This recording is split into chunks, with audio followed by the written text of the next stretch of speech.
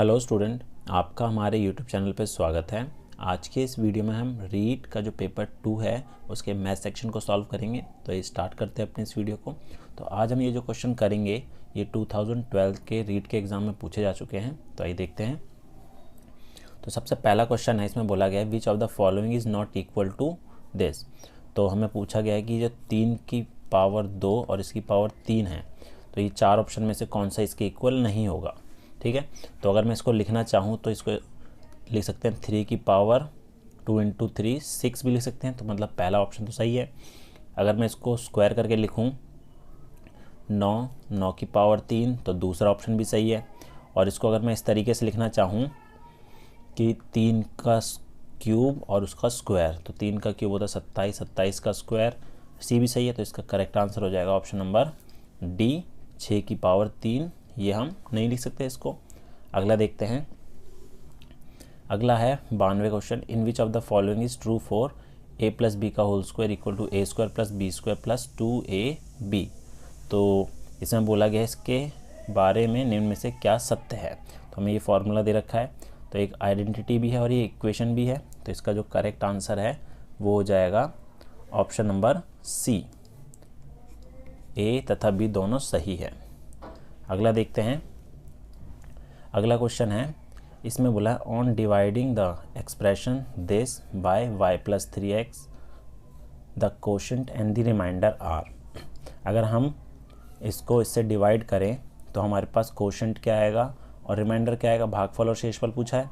ठीक है, तो इसको करने के लिए हम क्या करेंगे, इसको पहले हम लिख लेते हैं 27x cube plus 27x square y plus 9xy square plus y cube, और अपॉन में है हमारे पास y प्लस में 3x। तो इस पूरे को जो है मैं क्यूब की फॉर्म में लिख सकता हूँ। अगर मैं इसका क्यूब करूँ y प्लस 3x का अगर मैं क्यूब करूँ तो हमारे पास यही वाली टर्म आएगी। ठीक है, तो इसको मैं अगर लिखना चाहूँ तो ऐसे लिख सकता हूँ y प्लस 3x का क्यूब अपॉन में y प्लस 3x। ठीक है, तो कैंसिल हो जाएगा, यहाँ बचा 2, बचा y प्लस 3x का स्क्वायर और अपॉन में 1। ठीक है, तो ये बचा है। तो अगर मैं अब लिखूँ इसको तो ऐसे लिख सकते हैं हम, अगर पूरा का पूरा डिवाइड हो रहा है तो अगर ओपन करके लिखूँ y square plus 9x square plus 6xy, ये तो हमारा इसका भागफल हो जाएगा। ठीक है, तो ऑप्शन में देखते हैं ये हमें कहाँ दे रखा है, ये दे रखा है जो हमारे पास सी ऑप्शन है, 9x square plus 6xy plus Y square, और कुछ भी अपॉन में कुछ नहीं बच रहा है, तो रिमाइंडर भी हमारा कितना हो गया है, 0। अगला देखते हैं क्वेश्चन। अगला क्वेश्चन है, इसमें बोला गया है there are 54 student in a class, if the number of girls is 4/5 time the number of boys then the number of boys is.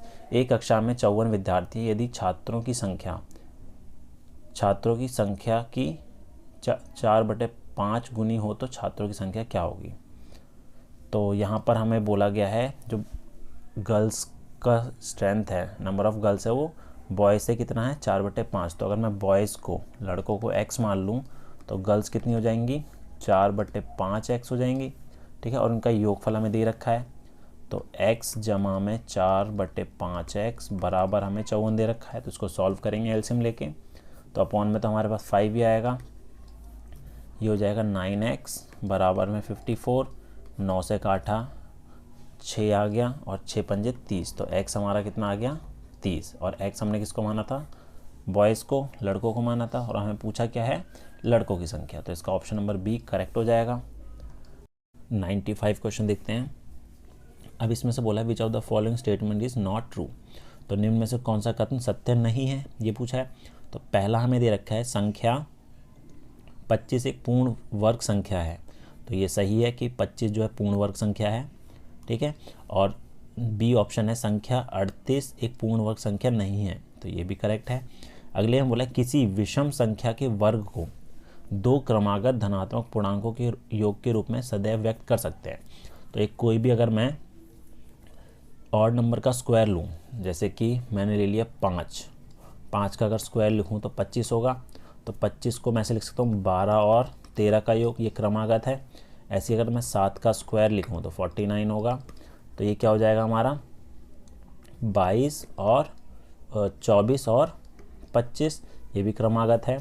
ऐसे ही अगर मैं किसी भी कोई भी अगर मैं विषम संख्या का योग लूँ तो 2 क्रमागत संख्या में लिख सकता हूँ, तो ये भी हमारा सही है। अगला है किसी सम संख्या के वर्ग को 2 क्रमागत धनात्मक पूर्णांकों के योग के रूप में सदैव व्यक्त कर सकते हैं, तो ये हमारा गलत हो जाएगा। तो यही हमारा इस ऑप्शन का सही है। अगला देखते हैं 96 में बोला गया है which of the following statement is false, कौन सी स्टेटमेंट गलत है। तो पहला है discount equal to mark price minus sale price, ये तो सही है। नेक्स्ट है discount is equal to sale price minus cost price, ये गलत है क्योंकि ये होता है हमारा प्रॉफिट, ठीक है। तो और ये वाला भी सही है और ये वाला भी सही है, तो इसका जो करेक्ट आंसर है ऑप्शन नंबर बी सही हो जाएगा। अगला देखते हैं। अगला पूछा गया है कि यदि A अनुपात B समानुपात C अनुपात D तो संख्या ACD जो है वितात अनुपात में होती है यदि, तो इसका जो करेक्ट आंसर है वो हो जाएगा option number C, option number C, जब भी बराबर होगा सी के।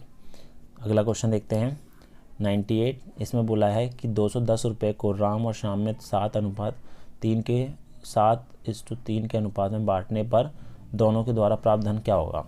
तो हमारे पास टोटल 210 है, ठीक है।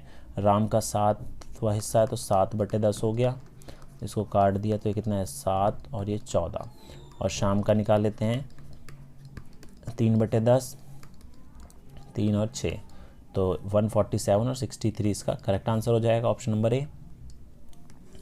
अगला देखते हैं। अगला है 99।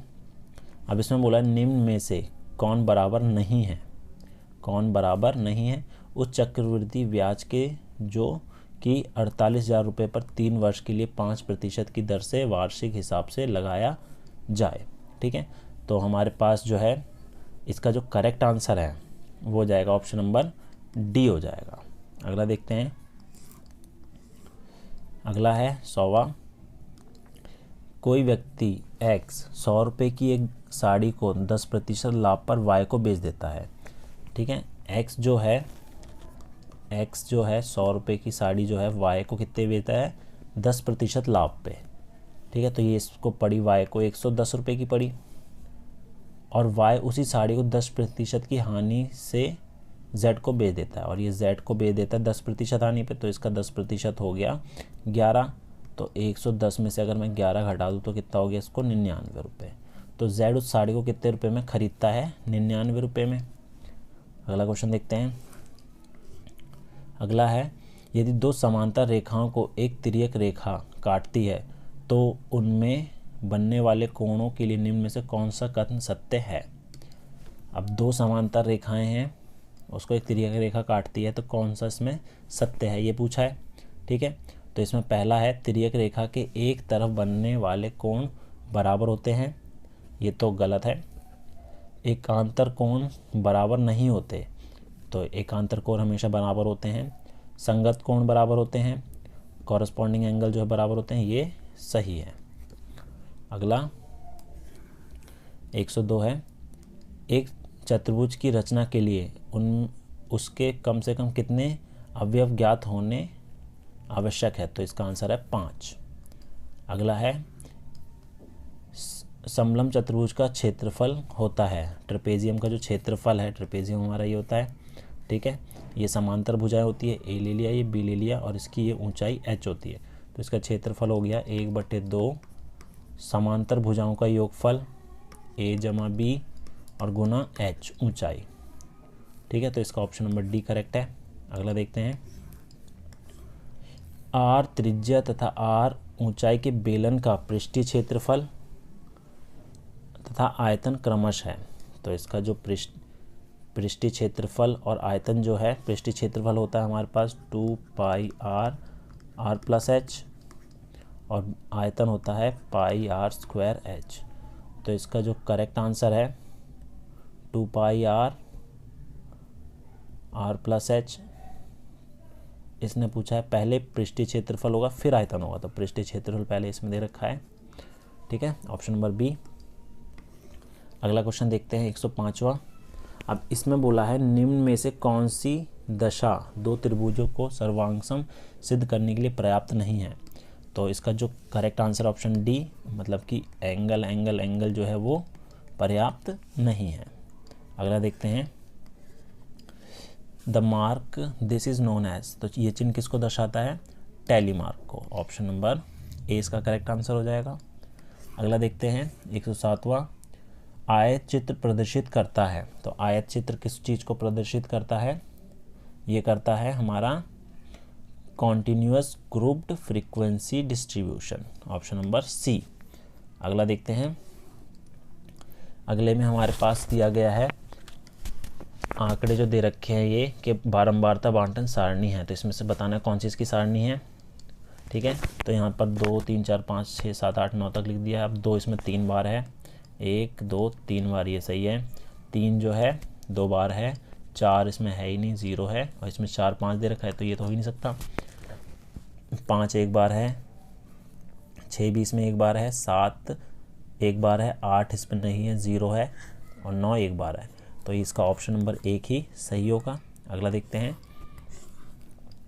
अगला है, तो यहाँ पर हमें एक पाई चार्ट दिया हुआ है, तो इसमें यही पूछा गया है कि आंकड़े दर्शा को क्या कहते हैं, ये जो दे रखा है हमें सर्कल, इसको हम क्या बोलते हैं, पाई चार्ट बोलते हैं, तो ऑप्शन नंबर सी इसका करेक्ट आंसर हो जाएगा।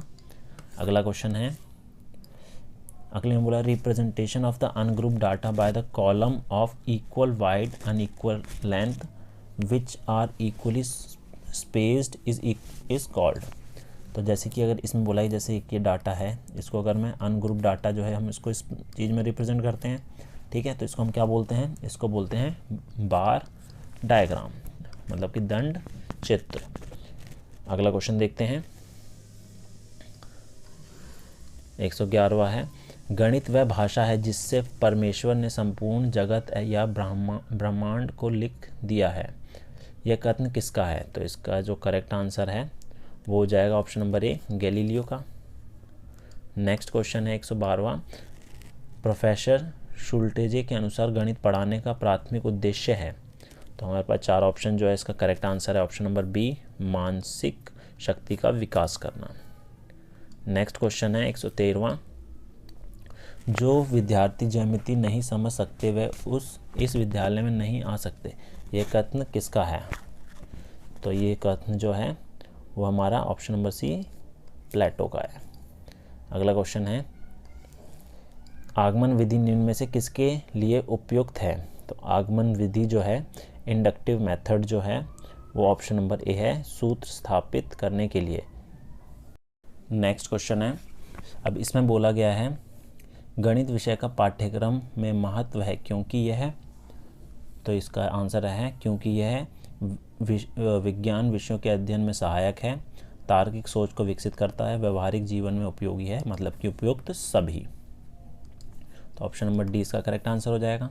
अगला देखते हैं, अगला है गणित की भाषा में निम्न में से किसका प्रयोग नहीं किया जाता है, तो इसमें 4 ऑप्शन दे रखे हैं, तो करेक्ट आंसर हो जाएगा ऑप्शन नंबर डी, इनमें से किसी का नहीं, मतलब कि गणितीय सूत्रों का भी नहीं, गणितीय संकेतों का, गणितीय संख्याओं का। अगला है,